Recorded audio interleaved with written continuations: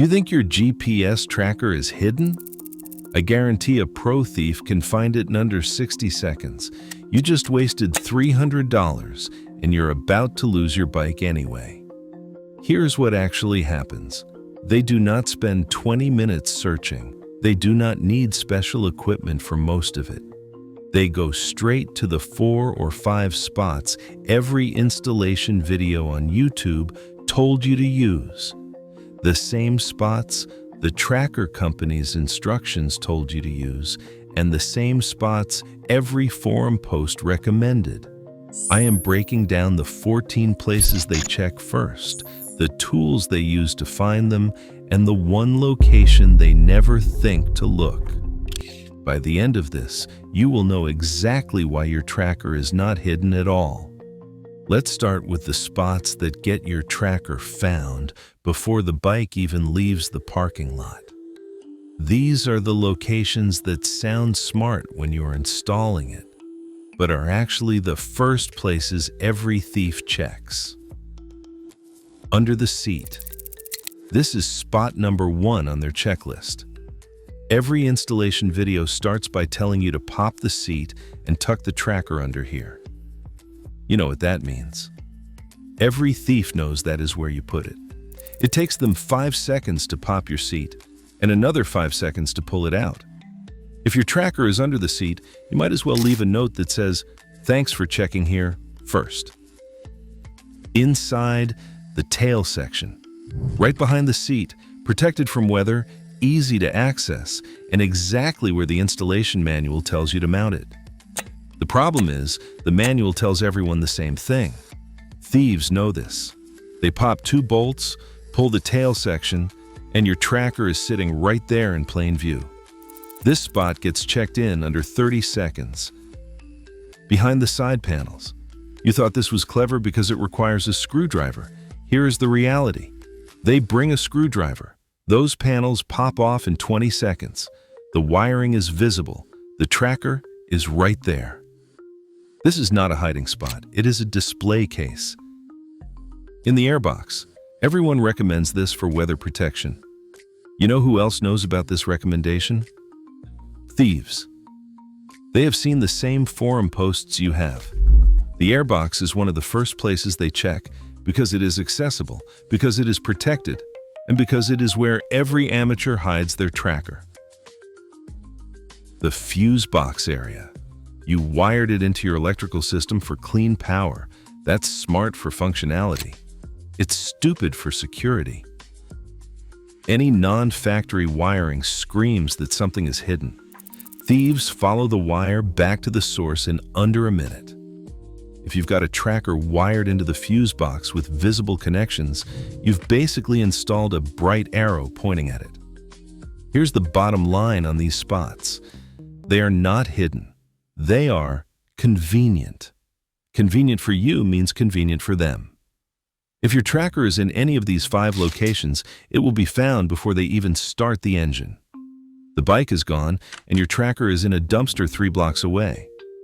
The real problem is not just that these spots are obvious. It is that you followed the same installation guide as everyone else. You watched the same YouTube videos. You read the same forum posts. You did exactly what the thief expects you to do. Now let's talk about the spots you thought were advanced, the ones that required a little more effort to install, the ones that made you feel like you outsmarted the system. You didn't. These spots just buy you an extra 30 seconds before your tracker gets found. Hiding a tracker inside the frame tubes sounds brilliant, until you understand how thieves actually check for it. They do not disassemble your frame. They use a flashlight and a magnet on a stick. They shine the light down the frame tube, spot the tracker, and either fish it out with the magnet or just leave it there, because they know it cannot transmit a signal through solid metal anyway. Your hidden tracker becomes useless without them even touching it. Behind the license plate. This takes them maybe 10 seconds to check. The plate comes off with 2 bolts or a quick release bracket. The wiring is a dead giveaway because your plate lights are factory and anything else running back there is aftermarket. They see the extra wire, they pull the plate, and they find your tracker. This spot is only clever if the thief is blind. In the toolkit compartment, you put it there because it seems out of sight. Here is the problem. Out of sight is not the same as hidden. The toolkit is one of the standard storage areas thieves check because riders love to hide things in compartments that already exist. They pop it open, move your tools aside, and there is your tracker sitting on top. Zip tied to the frame under the bike. You thought getting under the bike made it secret. They crouch down for 5 seconds. That is it. 5 seconds, and they see it hanging there, attached with a zip tie that is obviously not factory. The bigger problem is that most GPS trackers have a little LED that blinks when they are active. That LED is visible from 10 feet away in the dark. You basically installed a blinking sign that says, "The theft prevention device is located here." Inside the exhaust system, this one fails for 2 reasons. First, the heat kills most trackers within a week. You are paying for a monthly subscription to a dead device. Second, even if you found a heat-resistant tracker, thieves check the exhaust because this so-called advanced tip has been circulating online for years. They tap the exhaust, listen for something rattling around, and either pull the tracker out or just know it is there and leave the bike alone until they can deal with it later. Behind the instrument cluster. This requires removing the cluster, which takes actual effort to install. That's why you thought it was safe. The problem is, thieves know this is where people hide expensive electronics and aftermarket modifications. It's a common spot for alarm brains and upgraded wiring. They've removed instrument clusters before. It takes them 3 minutes with a socket set. Your tracker gets found, and you've just made their job slightly more annoying. Here's what all these spots have in common. They're not secrets anymore. They were clever 5 years ago when GPS trackers were new and thieves did not know where to look. Now, these spots are on the checklist. The same checklist they run through on every bike they target. You're not outsmarting anyone. You're just following the same playbook as the last 50 riders who got their bikes stolen. Now let's talk about how they actually hunt for your tracker, because understanding their process is the only way you're going to beat it. The thief's 60-second sweep starts the moment they approach your bike. They're not looking at your paint job. They're doing a visual scan for anything that looks aftermarket or out of place. Extra wiring, non-factory zip ties, panel gaps that don't line up right. Anything that suggests you've been inside the bike recently. That visual scan takes 10 seconds and eliminates half the hiding spots immediately. Next comes the panel pop. They're carrying a small screwdriver or a panel removal tool. Side panels come off in 20 seconds. The tail section in 30 seconds. The seat pops with a key they already have or a flat tool they jam in the lock. They're checking every easily accessible compartment because most riders hide their trackers somewhere convenient. This is another 30 seconds of their checklist. Then there's the flashlight check. They're looking down into frame tubes, behind fairings, under the tank area, anywhere that's dark and seems like a good hiding spot. The flashlight reveals your tracker in spaces you thought were invisible. Combined with a telescoping mirror, they can see into areas they can't physically reach. This adds maybe 20 seconds to their process. But here is where it gets worse. RF detectors. You can buy a handheld RF detector online for $50. These devices ping active GPS signals. Your tracker is constantly communicating with satellites and cell towers.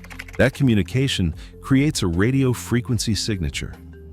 The detector picks it up. They wave the detector around your bike for 30 seconds, and it beeps when it gets close to the source.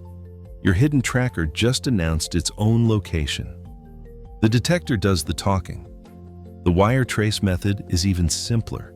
They look for any wiring that does not match the factory harness. Different color? different gauge, different routing. They follow that wire back to whatever you connected. If you hardwired your tracker into the electrical system, you left them a trail directly to it. This is why the fuse box installation is so stupid. You created a roadmap. Then there is the magnet and mirror trick for checking frame tubes in tight spaces. They do not need to disassemble anything. A strong magnet on an extendable wand pulls metal objects toward the opening of the tube. If your tracker has any metal components or a mounting bracket, the magnet finds it. The mirror lets them see into spaces without removing body panels. These tools cost $20 total and eliminate most advanced hiding spots. Heat signature detection is the thermal option. Thermal cameras detect active electronics generating warmth. Your tracker has a battery. That battery generates heat when it is transmitting. A thermal scan of your bike shows a hot spot where your tracker is hidden. This is not common yet because the equipment costs more, but professional theft rings are starting to use it. The shake and listen test is the lowest tech method, and it catches more trackers than you would think. If your tracker is not secured properly, it rattles. Listen, and it gives itself away. They grab your bike and shake it. They listen for anything loose. A poorly mounted tracker sounds like a rock in a can. They know exactly what they are hearing. Here is the real problem with all of this. Tracker companies market their products as waterproof, hidden, and theft-proof. That marketing creates a false sense of security. You install it, you pay the monthly subscription, and you think you are protected. You are not. You are protected against amateur thieves who give up after 30 seconds. Professional thieves have a process. They have tools. They have a checklist. And your tracker is on that checklist. Now that you know how they hunt, let us talk about where they will never look. These are not the spots you will find in installation guides. They require actual effort, and they work because they break every pattern thieves expect. Deep inside the wiring harness, not zip tied to it, but inside it.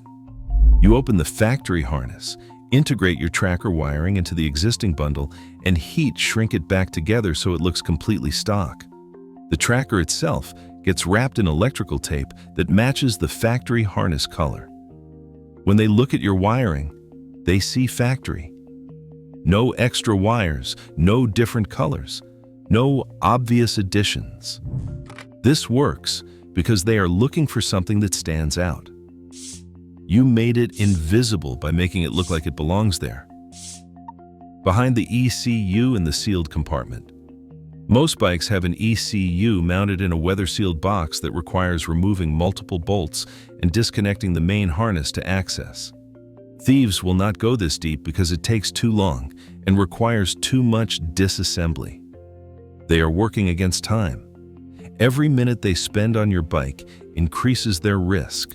If your tracker requires 10 minutes of work to reach, they are moving on to an easier target.